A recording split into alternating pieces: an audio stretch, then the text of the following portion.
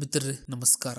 ನಾವಿವತ್ತು Donald Trump ಅವರ ಆಲೋಚನೆ ಯಾವ ಮಟ್ಟದ್ದಾಗಿದೆ ಮತ್ತು ಅವರ ಸೈಕಾಲಜಿ ಹೇಗಿದೆ ಅನ್ನುವಂತಹ ವಿಚಾರ ಕುರಿತಾದಂತೆ ಮಾತಾಡೋಣ. ಮಿತ್ರರೇ, ಒಬ್ಬ ವ್ಯಕ್ತಿಯ ಸೈಕಾಲಜಿಯ ಬಗ್ಗೆ ಹೇಗೆ ತಿಳಿಯುತ್ತೆ ಅಂತ ಹೇಳಿದ್ರೆ, ಆತ ಜೀವನದಲ್ಲಿ ಯಾವ ರೀತಿಯಾದಂತಹ ಸನ್ನಿವೇಶಕ್ಕೆ ಗುರಿಯಾದ, ಆತ ಆಗ ಹೇಗೆ ರಿಯಾಕ್ಟ್ ಮಾಡ್ದ ಮತ್ತು ಆತನ ಮಾತು ಹೇಗಿರುತ್ತೆ, ಆತ ಮಾಡುವಂತಹ ಕಾರ್ಯವೈಖರಿ ಹೇಗಿರುತ್ತೆ ಅನ್ನುವಂಥದ್ರ ಮೇಲೆ ಒಬ್ಬ ವ್ಯಕ್ತಿಯ ಸೈಕಾಲಜಿಯನ್ನು ನಾವು ಅರ್ಥ ಮಾಡ್ಕೋಬಹುದು. ಈ ರೀತಿ ನಾವು ಡೊನಾಲ್ಡ್ ಟ್ರಂಪಿನ ಸೈಕಾಲಜಿಯನ್ನು ನೋಡೋದಾಯ್ತು ಅಂತ ಹೇಳಿದ್ರೆ, ಮಿತ್ರರೇ, ಆಗಿನ 2011 ಸಮಯ ಡೊನಾಲ್ಡ್ ಟ್ರಂಪ್ ಆಗಿನ ಪ್ರೆಸಿಡೆಂಟ್ ಕೂಡ ಆಗಿದ್ದಿರಲಿಲ್ಲ. ಆಗಿನ ಪ್ರೆಸಿಡೆಂಟ್ ಆಗಿದ್ದವನು ಒಬಾಮಾ. ಗೆಳೆಯರೆ, ಒಬಾಮಾ ಹೀಗೆ ಒಂದು ಪ್ರೋಗ್ರಾಮ್ ಅಲ್ಲಿ ಡೊನಾಲ್ಡ್ ಟ್ರಂಪ್ ಕೂಡ ಇರ್ತಾರೆ. ಅಂತಹ ಸಮಯದಲ್ಲಿ ಟ್ರಂಪ್ ಅನ್ನ ಸಾಕಷ್ಟು ಹೀಯಾಳಿಸಿ ಮಾತಾಡ್ತಾರೆ. ಸೊ ಡೊನಾಲ್ಡ್ ಟ್ರಂಪಿನ ಒಂದು ಗುಣ ಏನು ಅಂತ ಹೇಳಿದ್ರೆ, ಆತ ಬಹಳ ಈಗೋಯಿಸ್ಟಿಕ್ ವ್ಯಕ್ತಿಯಾಗಿರ್ತಾನೆ. ತನ್ನ ಅಹಮ್ಮಿಗೆ ಯಾರೇ ಹರ್ಟ್ ಮಾಡಿದ್ರು ಅಷ್ಟು ಸುಲಭವಾಗಿ ಅವರನ್ನ ಮರೆಯುವಂತಹ ವ್ಯಕ್ತಿ ಅಲ್ಲ. ಕೆಲವು ಪಂಡಿತರು ಹೇಳುವ ಹಾಗೆ ಆ ಒಂದು ಕಾರ್ಯಕ್ರಮದಲ್ಲಿ ಆದಂತಹ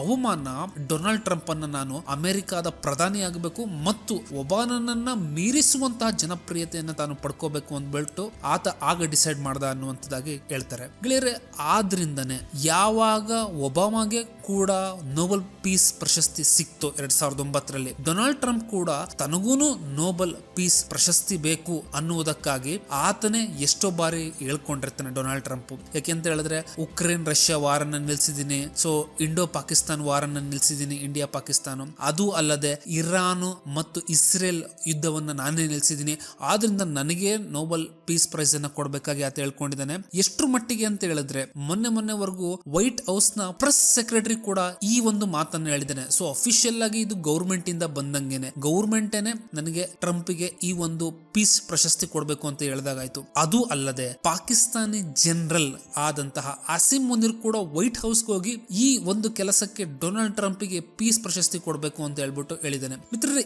ಈ ರೀತಿ ಡೊನಾಲ್ಡ್ ಟ್ರಂಪ್ಗೆ ನೋಬೆಲ್ ಪೀಸ್ ಪ್ರಶಸ್ತಿ ಬೇಕು ಅನ್ನುವಂತಹ ಒಂದು ಮಹಾ ಆಸೆ ಇದೆ. ಗೆಳೆಯರೆ, ಇನ್ನ ಒಂದು ಎರಡನೆಯ ಟ್ರಂಪಿನ ಮೈಂಡ್ ಸೆಟ್ ಏನಂತ ಹೇಳಿದ್ರೆ, average American middle class white male ಯಾರಿದ್ದಾರೆ ಅವರ ಮಸಯ್ಯ ಆಗಬೇಕು, ಅಂದ್ರೆ ಅವರನ್ನ ಉದ್ಧಾರ ಮಾಡೋನು ನಾನೇ ಆಗಬೇಕು ಅನ್ನುವಂತಹ ಒಂದು ಮೈಂಡ್ ಸೆಟ್ ಟ್ರಂಪ್ ಇದೆ. ಅದಕ್ಕೆ ಪೂರಕವಾಗಿದೆ ನೀವು ಟ್ರಂಪ್ ಗೆದ್ದಿರುವಂತಹ ಎಲೆಕ್ಷನ್ ಅಲ್ಲಿ ರಾಜ್ಯಗಳು ನೋಡ್ತು ಅಂತ ಹೇಳಿದ್ರೆ, ಟ್ರೆಡಿಷನಲ್ ಮೈಂಡ್ ಸೆಟ್ ಇರುವಂತಹ ಜನರು ಯಾರಿದ್ದಾರೆ, ಟ್ರೆಡಿಷನಲ್ ಕ್ರಿಶ್ಚಿಯನ್ ಮೈಂಡ್ ಸೆಟ್ ಇರುವಂತಹ ಜನರು, ಅಂತ ಬೆಲ್ಟ್ ಅಲ್ಲಿ ಟ್ರಂಪ್ ಜಾಸ್ತಿ ಓಟ್ಗಳನ್ನ ಪಡ್ಕೊಂಡು ಗೆದ್ದಿದ್ದಾರೆ. ಮಿತ್ರರೇ, ಇದನ್ನ ಹೇಗೆ ಟ್ರಂಪ್ ಅಚೀವ್ ಮಾಡ್ತಾರೆ ಅಂತ ನೋಡೋದಾಯ್ತು ಅಂತ ಹೇಳಿದ್ರೆ, 1970ನೇ ಇಸ್ವಿಯಲ್ಲಿ ವೈಟ್ ಅಮೆರಿಕನ್ ಡ್ರೀಮ್ ಅನ್ನುವಂತಹ ಒಂದು ಕಾನ್ಸೆಪ್ಟ್ ಇತ್ತು. ಇದೇನಂತ ಹೇಳಿದ್ರೆ, ಅಮೆರಿಕಾದಲ್ಲಿರುವಂತಹ ಮಿಡ್ಲ್ ಕ್ಲಾಸ್ ವ್ಯಕ್ತಿಗಳ ಒಂದು ಡ್ರೀಮ್ ಏನಂತ ಹೇಳಿದ್ರೆ, ಒಂದು ಒಳ್ಳೆ ಮನೆ ಇರಬೇಕು, ಅದು ತುಂಬಾ ಒಳ್ಳೆ ಚೆನ್ನಾಗಿರೋ ಜಾಗದಲ್ಲಿರಬೇಕು, ಒಂದು ಸ್ಟೇಬಲ್ ಜಾಬ್ ಇರಬೇಕು, ಓಡಾಡಕ್ಕೆ ಕಾರ್ ಇರಬೇಕು, ಈ ರೀತಿಯಾದಂತಹ ಒಂದು ಟ್ರೆಡಿಷನಲ್ ಕ್ರಿಶ್ಚಿಯನ್ ಫ್ಯಾಮಿಲಿಯಲ್ಲಿ ಇರಬೇಕು ಅನ್ನುವಂಥದ್ದು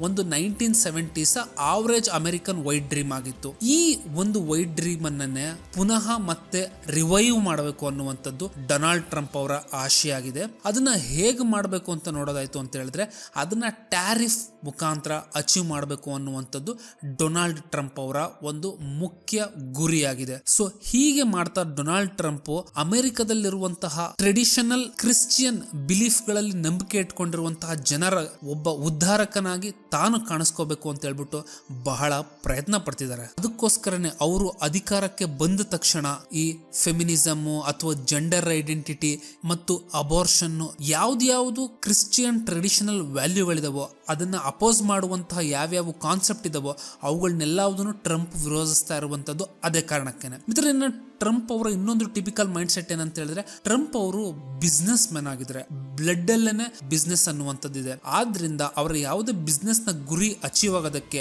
ಅವರು ಒಬ್ಬನ ಹೊಗಳಬೇಕಂದ್ರೆ ಹೊಗಳ್ತಾರೆ, ಇಲ್ಲ ಎದುರಿಸಬೇಕಂದ್ರೆ ಎದುರಿಸ್ತಾರೆ. ಉದಾಹರಣೆಗೆ ನೋಡೋದಾಯ್ತು ಅಂತ ಹೇಳಿದ್ರೆ, ಅವರು ನರೇಂದ್ರ ಮೋದಿ ಅವನ್ನ ಈಸ್ ಎ ಫಾದರ್ಲಿ ಫಿಗರ್, ಮತ್ತು ಅದು ಅಲ್ಲದೆ ಟಫ್ ನೆಗೋಷಿಯೇಟರ್, ಮತ್ತು ನನಗೂ ಅವ್ರಿಗೂ ಪರ್ಸನಲ್ ಫ್ರೆಂಡ್ಶಿಪ್ ಇದೆ, ಒಳ್ಳೆ ಫ್ರೆಂಡ್, ಈ ರೀತಿ ಹೊಗಳ್ತಾನೂ ಇರ್ತಾರೆ. At the same time India dead economy, India ಮೇಲೆ ಟ್ಯಾರಿಫ್ 500% ಆಗ್ತೀವಿ 200% ಆಗ್ತೀವಿ ಅಂತ ಎದುರಿಸ್ತಾನೂ ಇರ್ತಾರೆ. ಮಿತ್ರ, ನೀವು ಟ್ರಂಪ್ ಅವರು ಬರೆದಿರುವಂತಹ ಕೆಲವೊಂದು ಪುಸ್ತಕಗಳನ್ನ ಓದ್ತು ಅಂತ ಹೇಳಿದ್ರೆ ಅವರ ಥಿಂಕಿಂಗ್ ಬಗ್ಗೆ ನಿಮ್ಗೊಂದು ಬೇಸಿಕ್ ಐಡಿಯಾ ಸಿಗುತ್ತೆ, ಯಾವ ರೀತಿಯ ವ್ಯಕ್ತಿ ಥಿಂಕ್ ಮಾಡ್ತಾನೆ ಅಂತ ಹೇಳಿ. ಟ್ರಂಪ್ ಯಾವತ್ತೂ ಸರ್ಟೈನ್ ಅಮೌಂಟ್ ಅನ್ಪ್ರಿಡಿಕ್ಟಬಿಲಿಟಿಯನ್ನ ಇಟ್ಕೊಂಡಿರ್ತಾರೆ ಅಂತ ಹೇಳಿದ್ರೆ ಯಾವ ಕ್ಷಣಕ್ಕೆ ಏನಾದ್ರು ಅಂದ್ಬಿಡೋದು ಅಥವಾ ಯಾವ್ದೋ ಕ್ಷಣಗಳಲ್ಲಿ ಏನಾದ್ರು ಬೇರೆ ಬೇರೆ ಡೀಲ್ಸ್ ಗಳನ್ನ ಮಾಡ್ಬೇಕಾದ್ರೆ ಅವರ ಮನಸ್ಥಿತಿಯನ್ನ ಬದಲಾಯಿಸಿಕೊಳ್ಳುವಂತದ್ದು ಮತ್ತು ಒಂದಿಷ್ಟು ಸೀಕ್ರೆಸಿ ಮಿಸ್ಟ್ರಿಯನ್ನ ಬಿಲ್ಡ್ ಮಾಡುವಂತದ್ದು, ಈ ಎಲ್ಲಾ ಗುಣಗಳನ್ನು ಟ್ರಂಪ್ ಒಳಗೊಂಡಿದ್ದಾರೆ ಅಂತಾನೆ ಹೇಳ್ಬೋದು. ಅದೆಲ್ಲದಕ್ಕಿಂತ ಹೆಚ್ಚಾಗಿ ಟ್ರಂಪ್ ಅವರ ಬಗ್ಗೆ ತಿಳ್ಕೊಂತು ಅಂತ ಹೇಳಿದ್ರೆ ನೀವು ಟ್ರಂಪ್ ಒಬ್ಬ ಶೋಮ್ಯಾನ್ ಮತ್ತು ಬ್ಲಫ್ ಮಾಸ್ಟರ್. ಈ ಎರಡು ಗುಣಗಳು ಟ್ರಂಪ್ ನ ಬಿಸ್ನೆಸ್ ಅಲ್ಲಿ ನೀವು ನೋಡಬಹುದು. ಅದು ಅಲ್ಲದೆ ಮಿತ್ರರೇ, ಇತ್ತೀಚೆಗೆ ಟ್ರಂಪ್ ನವರು ಯಾವುದೇ ದೇಶಕ್ಕೆ ಹೋಗಿ ಅಮೆರಿಕದ ಪರವಾಗಿ ಆ ದೇಶದ ಜೊತೆ ಒಂದು ಬಿಸ್ನೆಸ್ ಡೀಲ್ ಮಾಡ್ಕೊಂಡ್ರು ಕೂಡ ತನ್ನ ಸ್ವಂತ ಫ್ಯಾಮಿಲಿ ಮೆಂಬರ್ ನ ಬಿಸ್ನೆಸ್ ಅನ್ನು ಕೂಡ ಪ್ರಮೋಟ್ ಮಾಡ್ತಾ ಇದ್ದಾರೆ ಅಲ್ಲಿ ಎನ್ನುವಂತಹ ಕೆಲವೊಂದಿಷ್ಟು ವಿಷಯಗಳು ಕಂಡು ಬರ್ತಾ ಇದೆ. ಉದಾಹರಣೆಗೆ ನೀವು ನೋಡೋದಾಯ್ತು ಅಂತ ಹೇಳಿದ್ರೆ ಪಾಕಿಸ್ತಾನದ ಜೊತೆಗೆ ಟ್ರಂಪ್ ಅವರ ಫ್ಯಾಮಿಲಿ ಮೆಂಬರ್ಸ್ ಒಂದಿಷ್ಟು ಕ್ರಿಪ್ಟೋ ಒಪ್ಪಂದಗಳನ್ನ ಕೂಡ ಮಾಡ್ಕೊಂಡಿದ್ದಾರೆ ಅನ್ನುವಂತಹ ವಿಷಯಗಳು ಇತ್ತೀಚೆಗೆ ಹೊರಗೆ ಬರ್ತಾ ಇದಾವೆ. ಹೀಗೆ ಟ್ರಂಪ್ ಅವರು ಕೇವಲ ದೇಶ ಅಂತ ಮಾತ್ರ ಅಲ್ಲ, ತಮ್ಮ ಪರ್ಸನಲ್ ಬೆನಿಫಿಟ್ಗೂ ಕೂಡ ಸಾಕಷ್ಟು ಕೆಲಸಗಳನ್ನ ಮಾಡ್ತಾ ಇದ್ದಾರೆ. ಮಿತ್ರರೇ, ಇದಿಷ್ಟು ಟ್ರಂಪ್ ಅವರ ವ್ಯಕ್ತಿತ್ವ ಅಥವಾ ಸೈಕಾಲಜಿಕಲ್ ಪ್ರೊಫೈಲ್ ಆಯ್ತು ಅಂತ ನೋಡೋದಾಯ್ತು ಅಂತ ಹೇಳಿದ್ರೆ, ಇನ್ನ ಇಂತಹ ಟ್ರಂಪ್ ಅನ್ನ ಭಾರತ ಹೇಗೆ ಮಣಿಸಬೇಕು ಅಂತ ನೋಡೋದಾಯ್ತು ಅಂತ ಹೇಳಿದ್ರೆ ಅದಕ್ಕೆ ಒಂದು ಆಪ್ಷನ್ ಏನಂತ ಹೇಳಿದ್ರೆ, ಯಾವುದೇ ವ್ಯಕ್ತಿಗೆ ಸಮಯ ಅನ್ನುವಂಥದ್ದು ಒಂದೇ ತರ ಇರೋದಿಲ್ಲ. ಈ ಟೈಮ್ ಅಲ್ಲಿ ಟ್ರಂಪ್ ಅಮೆರಿಕಾದಲ್ಲಿ ಬಹಳ ಪ್ರಬಲವಾದಂತಹ ಅಧ್ಯಕ್ಷರಾಗಿದ್ದಾರೆ.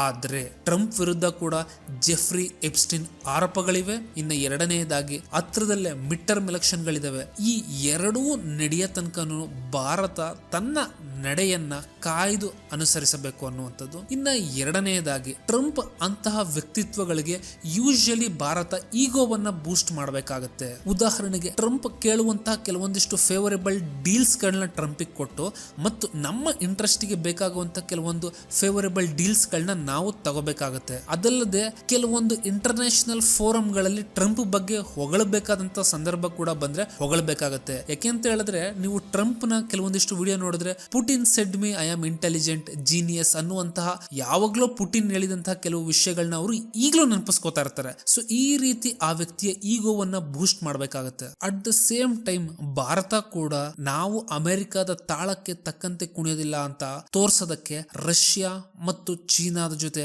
ಕೆಲವೊಂದಿಷ್ಟು ಟ್ರೇಡ್ ಒಪ್ಪಂದಗಳನ್ನ ಗಟ್ಟಿಗೊಳಿಸಬೇಕಾಗಿದೆ ಮತ್ತು ಅಮೆರಿಕದ ಡಾಲರ್ ಪ್ರಾಬಲ್ಯವನ್ನ ಕೂಡ ಟ್ರೇಡ್ ನಲ್ಲಿ ಕಡಿಮೆ ಮಾಡ್ಕೋಬೇಕಾಗಿದೆ. ಮಿತ್ರರೇ, ಇದಿಷ್ಟು ಡೊನಾಲ್ಡ್ ಟ್ರಂಪಿನ ಸೈಕಾಲಜಿ ಸಂಬಂಧಪಟ್ಟಿದ್ದು. ಈ ವಿಷಯ ನಿಮ್ಗೆ ಇಷ್ಟ ಆಯ್ತು ಅಂತ ಹೇಳಿದ್ರೆ ಲೈಕ್, ಶೇರ್ ಮತ್ತು ಸಬ್ಸ್ಕ್ರೈಬ್ ಮಾಡಿ.